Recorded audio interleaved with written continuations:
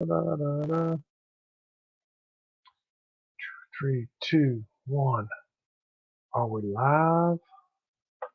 Are we back? Oh my goodness. Is this thing actually working? I think we are. Hello everybody. How are you today, tonight, every night? Good, I hope. Good. I hope you all are having a happy almost 4th of July. No, there, how's that? I think that's what you put it. So, I'm hearing fireworks. What else?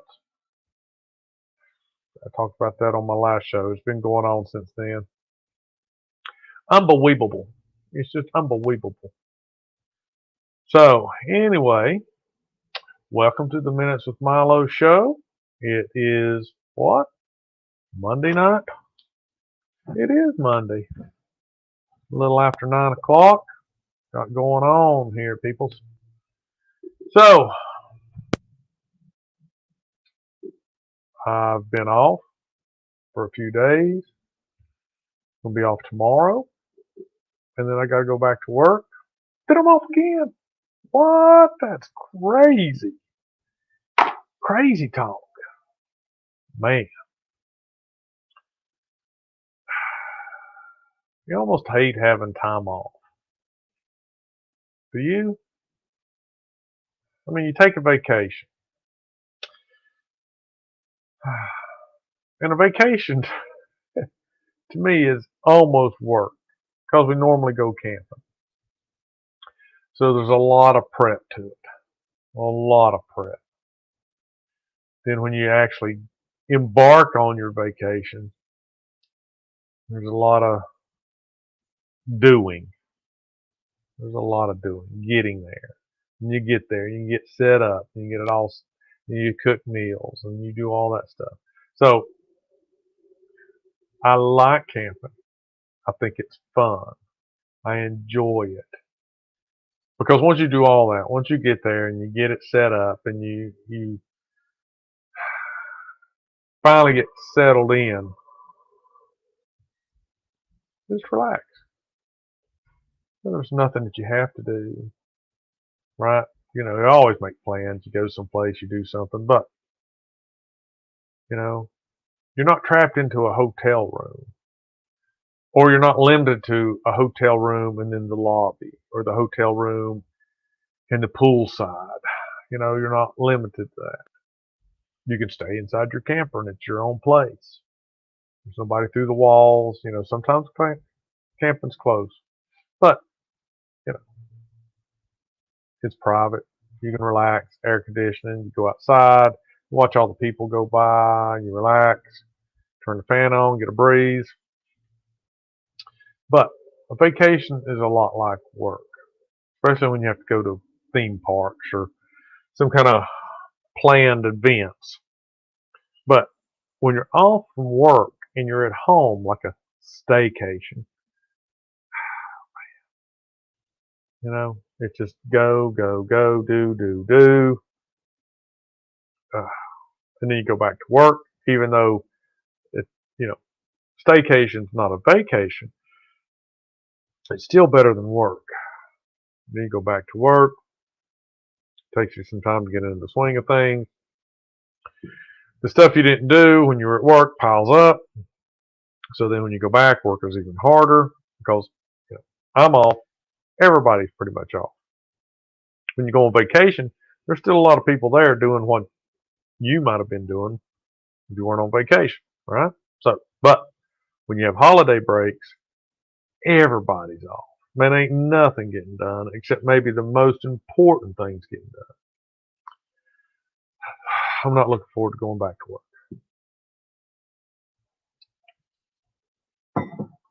All right. Enough of this and that. Tonight's show. The human tortoise. Now, I do terrible artwork, but I don't have to pay a royalty. If I do my own artwork, then YouTube, Spotify, whoever can't claim that, oh, somebody else owns that. No, they don't. I did that myself, you big dummies. And it shows. And it shows. One thing about my art, I was in a hurry tonight. But my art's still terrible. But normally I take a picture. Then I import it into Paint because I'm cheap and that's what comes with Microsoft. So I import it into Paint. And I adjust its size because, as you can tell now,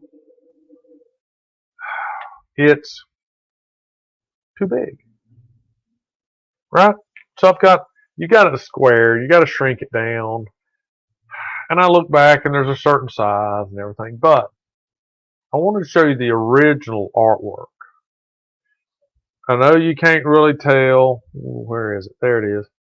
I know you can't really tell in the little thumbnail, but this is my original artwork of the human tortoise. Okay? You know what? I am trying. I'm going to try. And I think I've said this before. Instead of saying okay, I want to say something else. Because I've noticed I've been listening to my podcasts, right? And right is another crutch word.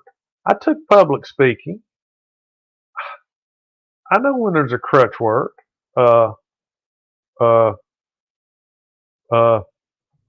So I hear it a lot in my podcasts, right? Okay? And I get tired of hearing it. And I know anybody that's listening to podcasts, they may get tired of hearing it. But I don't know what else to say. So I've made up one night I was doing a show, and instead of saying okay, I said, I can't remember now. So I think tonight, instead of okay, I'm going to say tortoise. Tortoise? I was getting ready to say so. What's another word for so?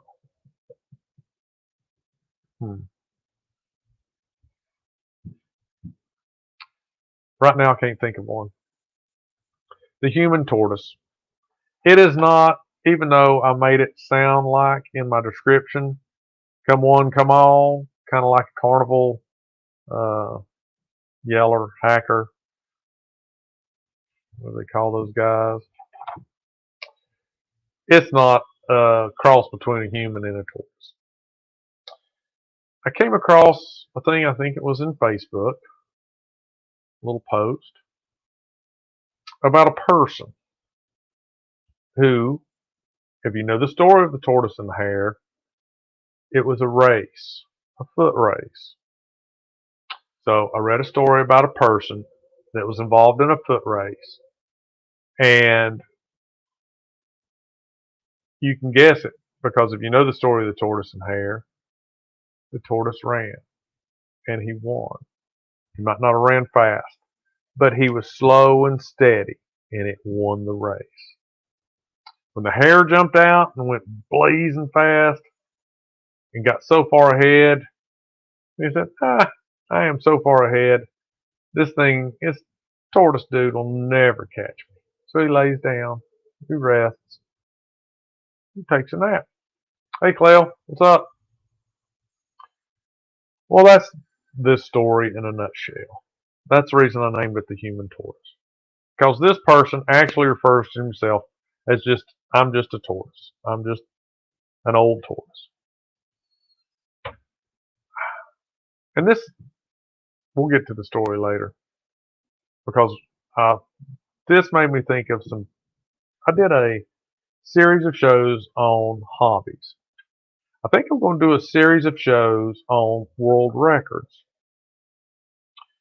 Not like, the normal world record, like who's the fastest human, can run the fastest mile, or the fastest 100-yard dash, or something. Something crazy, like pole setting. Locally, several years back, there was a gentleman that broke the world record by going down so far in the lake with scuba gear and staying down there for so many days. I think we're going to do a series of shows on these quirky world records. I'm not going to do one on fingernails. Jeez almighty, that stuff drives me crazy. But quirky ones. Something that me or you might say, well, I mean, I can dribble a basketball for 24 hours. Could you?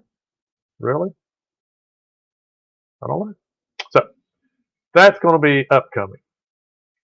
And I've got an old book of world records. It might not be current, but I'll try to see what was the record holder and what it is now. If I find some good ones. And why do I mention that? Because this person that I'm talking about ran what is known as an ultra marathon. Can you hold on 1 minute? I've got to take this call.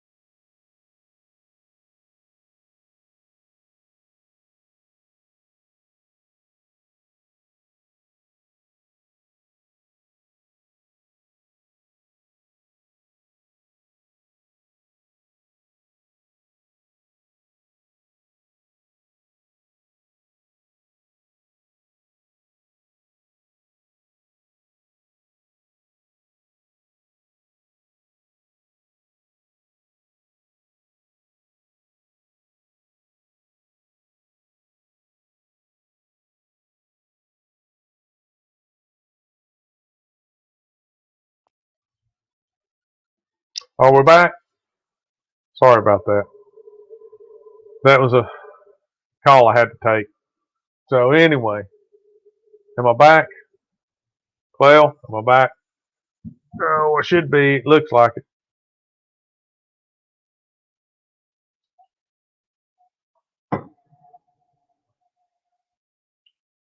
Can you hear me, Cleo? Am I back? That broke my train of thought. Imagine that. Uh, yep. Okay. Sorry. Human tortoise.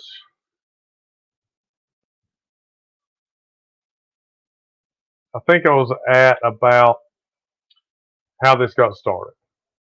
The race with the hare and the tortoise and this guy. So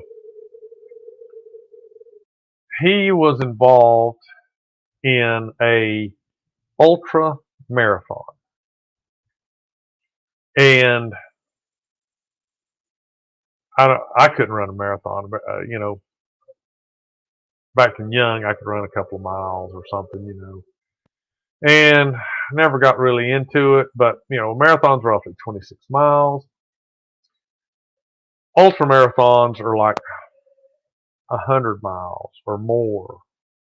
They may take in a whole day. They may take multiple days. So lake diving, dribbling basketball. Yeah, we're going to do things on some shows on world records. So this ultra marathon was in Australia. And this guy's name was Cliff Young. And at the time in 1983, Cliff Young was not young. Now, some of you argue with me, but he was 61 years old. Okay? Tortoise, he was 61 years old. Tortoise. And I did a little research. He'd been involved with some other races and some different things. But this one he entered. It was from Sydney to Melbourne, Australia. It was 543 miles. 543 miles. And he was 61 years old. And he was a potato farmer. So, why, you ask, why would he do this? Because he thought he could. The best I can tell from the articles and things that I've read, he just did it because he was older. He wasn't a professional athlete, and he thought he could do it and do it better, just like anything else. Why would you try to break a world record? And I'm not saying this was a world record of anything that he was involved with, but in my mind, it was daggone close, because to me, anybody that can run 543 miles, right, is a world record holder. So he embarked on this 61. He ran it in long pants and a t-shirt. He started out in rubber boots, the way the article reads. So as a potato farmer, he said he had trained in these rubber boots. And so that's how he started out. He wore long pants because he was afraid of skin cancer. I'm not making it up. That's what the article says. If you believe the article, there you go. But the amazing part of all this, all of it is almost amazing. I want to read some of it.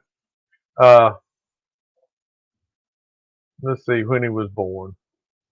I've got this up. Slow and steady. Cliff Young, Cliff Young. He was born Albert Ernest Clifford Young, February 1922. February of 1922. And for anybody that's going to ask, no, I'm sorry to say the man has passed. He passed in November of 2003. He was like 81 or something like that, I think. He was a potato farmer, and it said athlete, from Bench Forest, Victoria. That's in Australia. And it was the inaugural Sydney to Melbourne Ultra Marathon in 1983. And they've ran several. I think they ran them for like maybe 8, 9 years, maybe 10. But they started in a shopping center and ended in a shopping center and ran in between. And he accredits his ability for long distance running to his early childhood. Now get this. He was the eldest son and the third of 7 children. So he must have had older sisters. 7 kids. Grew up on a farm in Beech Forest, southwestern Victoria. The farm was approximately 2,000 acres. 2,000 acres. And had approximately 2,000 sheep. So, what he said he had to do as a young child, wish I could find it here. As a young child, Young was forced to round up the stock on foot. Couldn't afford horses, as he put it. And it was during the Depression. So he had to run and round up sheep. 2,000 sheep in a 2,000-acre farm. He said during the stormy time. I guess they couldn't afford it. I don't know. Australian cattle dog? Hello? Come on. But maybe he was the Australian. They had 7 kids. Somebody should have explained to him how that worked. But he had to run and round up sheep. And apparently, he ran nonstop, day and night, to round these things up. Why? Why would you do that?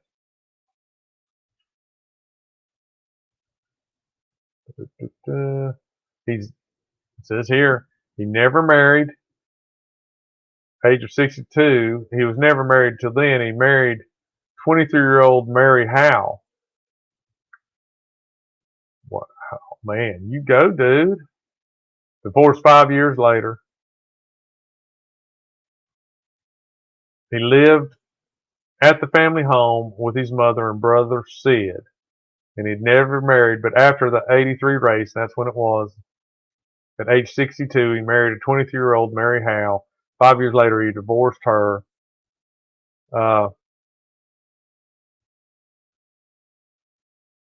So he was used to running in these boots for days on end. And so in 1983, he came to the race in long pants. They weren't like jeans. But they weren't sweatpants. I mean, like maybe like, I don't know, basketball warm-up pants or something. You can look it up. And he started to run. And they all made fun of him. Of course they did. This is a true Forrest Gump story. In my book. That's what I thought when I heard about it. This is a true Forrest Gump story. So he started running. He had a trainer because he says he's an athlete, and he had ran in 1979 at the age of 56. He competed in the Adidas Sun Super Run, which was 9.9 miles, which crossed the Westgate Bridge in Melbourne. He ran the race at a very respectable 64 minutes and was interviewed by the media. Then he ran the Melbourne Marathon in a time of 3 hours and 21 minutes, 41 seconds in 79. That was the same year. He would go on to compete in 1980, 81, and 82, setting a personal best of 3 hours and 2 minutes and 53 seconds in 1980 at the age of 58. So he was an athlete. Okay, so he did run competitively before this. But he showed up, he started running, and he had a trainer.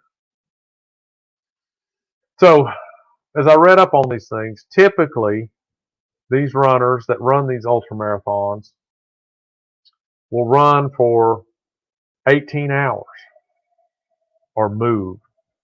I won't say run, and I'll tell you that why in a minute. They move for 18 hours and they sleep 6. Then they get up and run. So he had what they're now referred to as the young shuffle. He didn't run like a marathon runner. He didn't run full stride. There's videos out there. I haven't watched them. But they said it was like just kind of a shuffle. And they had it, analyzed or whatever. And it was, low impact, low stress, and it was, just not just, it was just like little shuffle steps. Slow and steady is what it was. So he had a trainer, and the trainer set the alarm. Apparently the trainer had bad eyesight, according to this one article I read. So instead of setting it for however many hours, just say we're going to go to sleep. We're going to get up at 5 a.m. and start running. He set it for like 2 a.m. Alarm goes off. Clifton gets up, puts on his garb. I don't even know if maybe he put on his garb. Maybe he slept in it. It's dark. He ain't paying attention. I don't know if he warms up or whatever he does, but he starts to run. Well, after a while, he realizes it's dark. So he only slept 2 hours that first day. All the other runners apparently were sleeping 6. So he gets this head start, supposedly by accident. He runs personal best. He breaks the records. And I don't know, I've never looked into it. I didn't really. They have to take in water, number one. They have to have some kind of calories.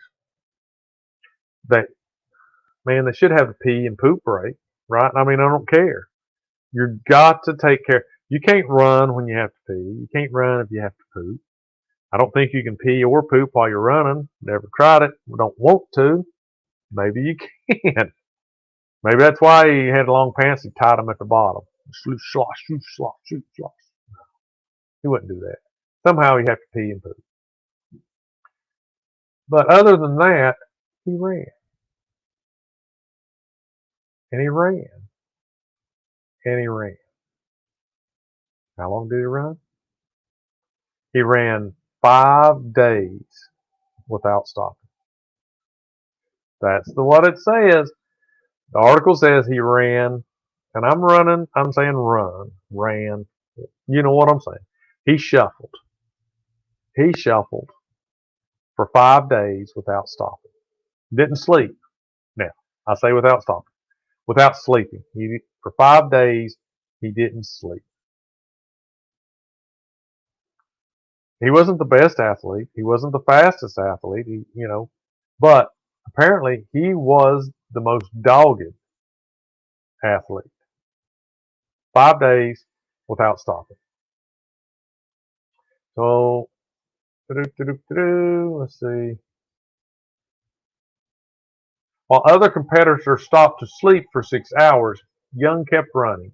He ran continuously for 5 days, taking the lead during the first night and eventually winning by 10 hours. Before running the race, he had told the press that he had previously run for 2 or 3 days straight, rounding up sheep in gum boots, those big boots like farmers, muck boots is what I call them. He said afterwards that during the race, he imagined he was running after sheep trying to outrun a storm. The Westfield run took him 5 days, 15 hours, and 4 minutes, almost 2 days faster than the previous record for any run between Sydney and Melbourne, at an average of 6.5 kilometers per hour or 4 miles per hour. All 6 competitors. There wasn't a lot. 6. I'm surprised you can find 6 people that want to run that long.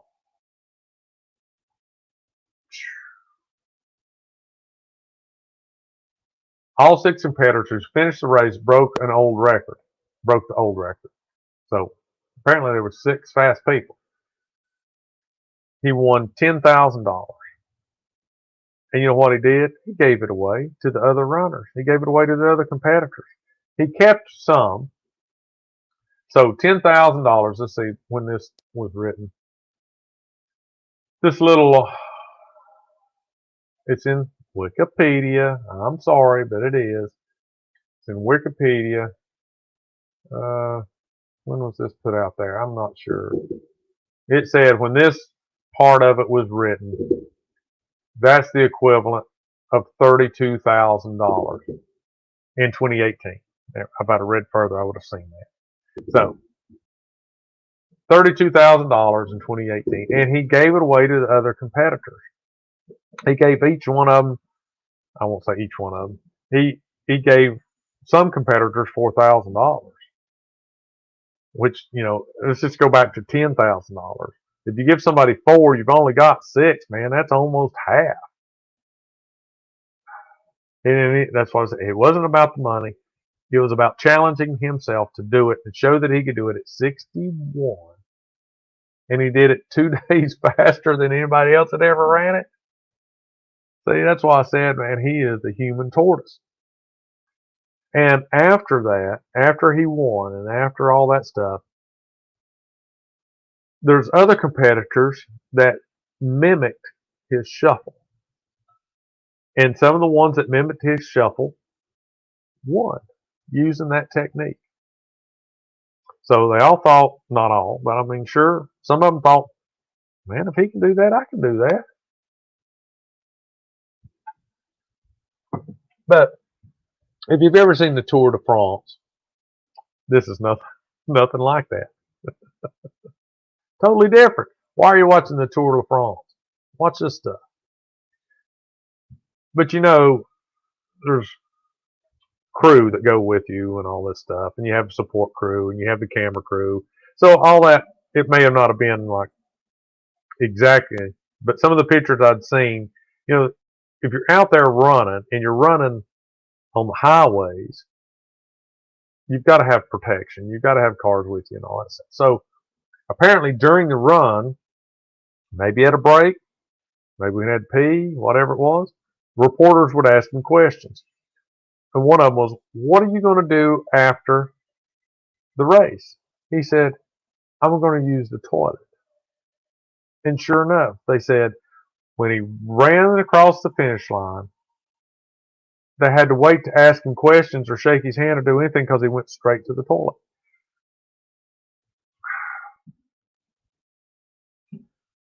I don't know. All right, so let's read about the shuffle.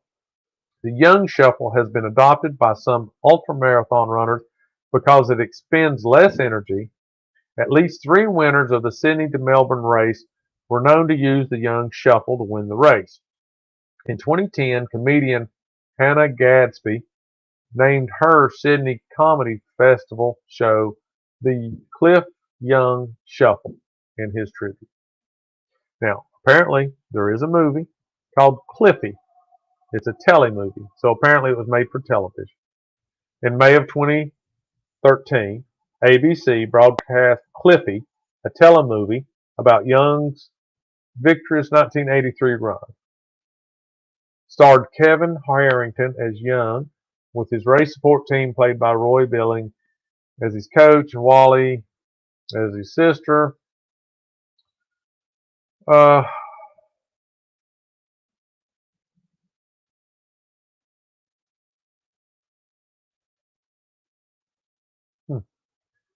Anyway, that was what I read a little bit about the movie. It wasn't very super accurate. So it wasn't like a documentary. They took some creative leeway, I guess. I don't know. So what did he do after this? Young became very popular after his tortoise and hare feat, so much that Colac, Victoria, the Cliff Young Australian 6-day race was established that same year. In '84, he was awarded the Medal of the Order of Australia for long distance running. In '97, at the age of 75, he made an attempt to beat Ron Grant's Around Australia record. He completed 6,520 kilometers of the 16,000 kilometers, but had to pull out because his only crew member became ill. In 2000, Young achieved a world age record in a 6-day race in Victoria. So in 2000, let's see, in 97 he was 75, so 3, he'd be 78. He achieved some kind of world age record in a 6-day race in Victoria. So the dude could run. And he was a vegetarian, strict vegetarian. I guess because he grew up on a potato farm. Or what he, as a young kid, he had sheep. I don't know how long. Well, I just look right here. Young was a vegetarian from 1973 until his death. So he was born in 22. So in 72, he would have been 50. Okay. So at 51, he basically took up vegetarianism. Maybe that's when he started planting potatoes. I don't know. But I thought that was very interesting. Very interesting. That he ran 5 days straight. And I said in my mind, that's Forrest Gump, dude. And if you look at some of the pictures of him, he's thin. He's old. So that's just,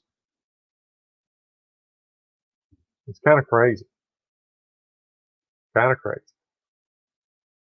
But what makes it even crazier is he gave the money away. After all that stuff.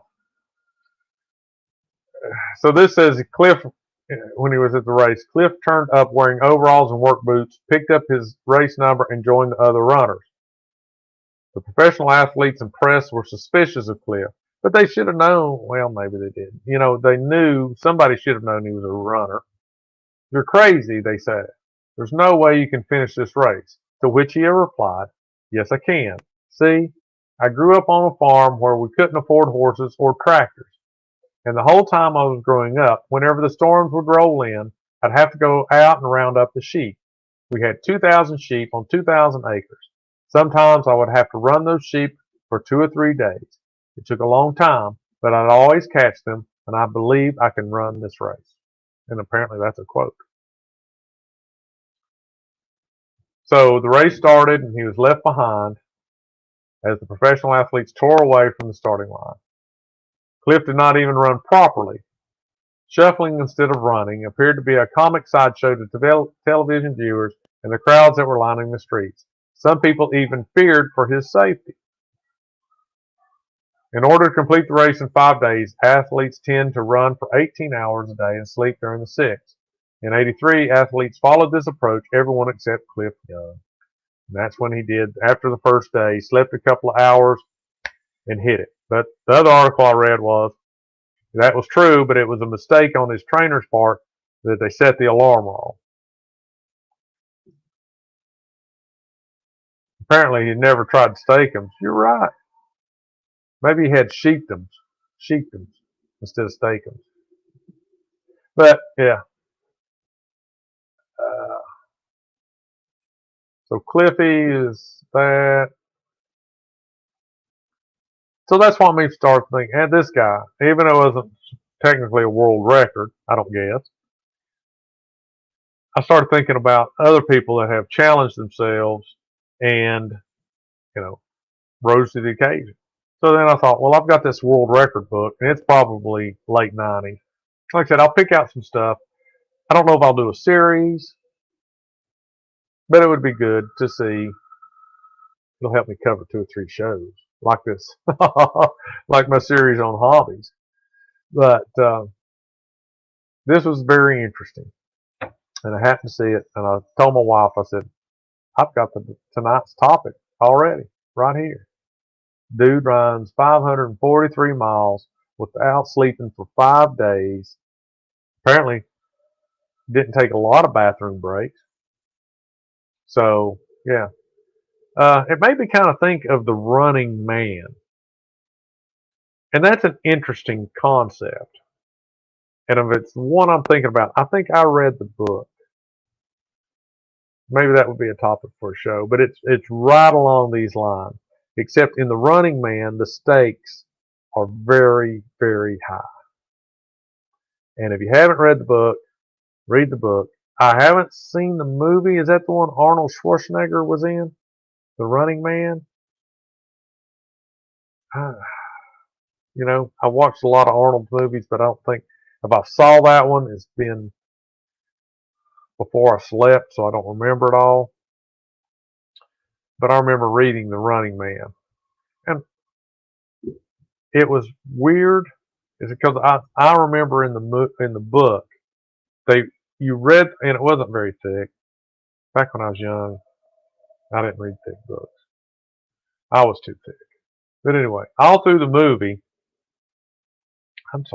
all through the book, they never really told you what was so important about this race.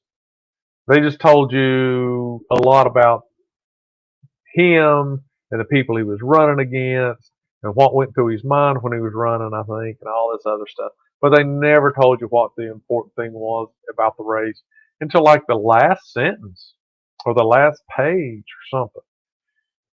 I think that was one of the things that I liked most about the book. So if you haven't seen it, read the book. Don't watch the movie. Books are almost always better than the movies. Now, hey, you know me, I'm lazy. If I can sit down and watch a movie, then, that's better. If I have time to watch the movie, if I have time to read the book, that means it takes days, not just a couple hours. It takes days. Might not have time to read the book. Sit down and watch the movie. Then read the book. All right? 44 minutes. I hope you found this little thing interesting. If you did, leave me a comment. If you didn't, leave me a comment. You like it? You love it? You want some more of it? Let me know. Like, subscribe to the video. Look for my podcasts. So, if you haven't been keeping up with the videos, keep up with the podcasts. Spotify and Google Podcasts. There's other podcast providers that I could do, but I don't want to download their apps. You have to download their app and create an account and get into their manager. Man, I've got Google, all right? So I've already got that. I just signed in with my Google account, and I've got a podcast manager, right? I've got a Spotify. I created an account for Spotify for podcasters because I'd been thinking about doing podcasts or porting these over to podcasts. And when YouTube did that, dude, that's a crock. It's just like another playlist. But Spotify let me do it for free. So far, it's been for free. Look for that. Tell your people. Look me up on the social medias: Facebook, Instagram, Twitter, Reddit, all those things. Appreciate it, Clell. Thank you much. I'll have to whip Robert when I get back to work because he didn't show up. Now he'll have some excuse that he was out planting fireworks in his garden, so he'd have some for next year, some crazy crap like that. That would be cool. Oh, I almost did a show on silent fireworks. Look it up. It's a real thing. Almost a real thing. Almost a real thing. All right, everybody. Thank you. Come by Thursday, 9 o'clock. Watch for the announcement. Maybe I'll start on this world record thing. I'm interested. I think we can come up with some good ones. All right. See you later.